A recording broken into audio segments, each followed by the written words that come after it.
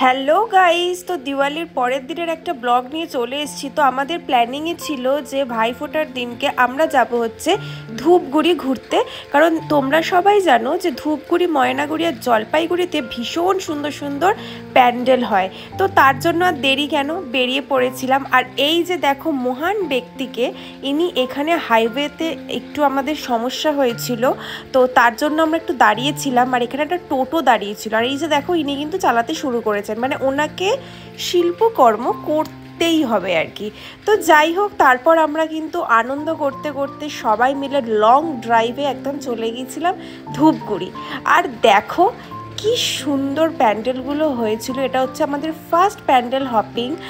তো এটা দেখতেই পাচ্ছ যে মায়ের মূর্তিটা ভীষণই সুন্দর ছিল।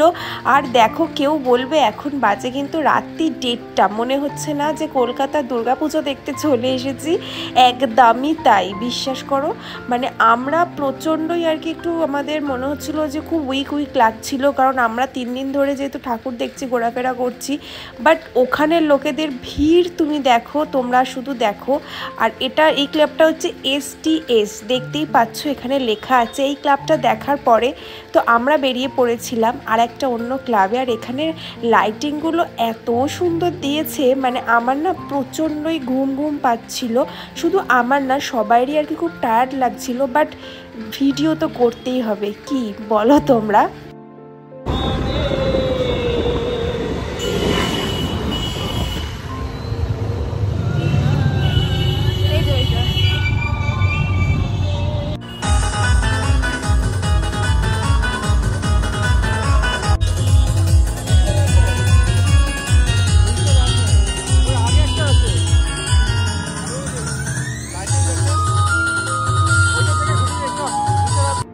আমার বর তো আরও ঠাকুর দেখতো, কিন্তু আমি ওকে বারবার বলছিলাম যে আমার আর শরীর দিচ্ছে না, আমার আর ভালো লাগছে না, তো এখান থেকে চলো, আমার ইচ্ছা করছে না।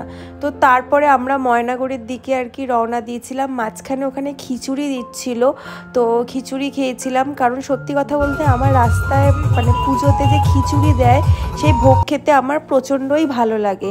আর লাইটিংগুলো আমি যাওয়ার সময় ময়নাগুড়ি যখন যাচ্ছিলাম তখন তুলছিলাম আর কি, ভীষণই সুন্দর। দেখো, মনে হচ্ছিল না চন্দননগর একটা ফিল লাগছিল।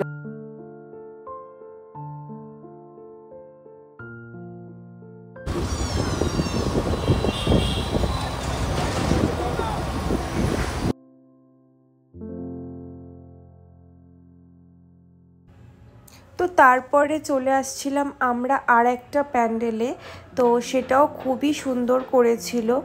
আর এখানকার সত্যি কথা বলতে আমি এসেছিলাম 2022, তারপরে এলাম হচ্ছে 24, মাঝখানে 23 আসা হয়নি।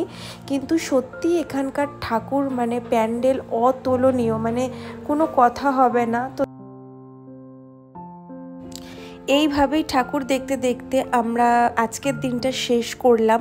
দেখা হবে অন্য একটা ব্লগে, ততক্ষণের জন্য বাই, ভালো থেকো সবাই।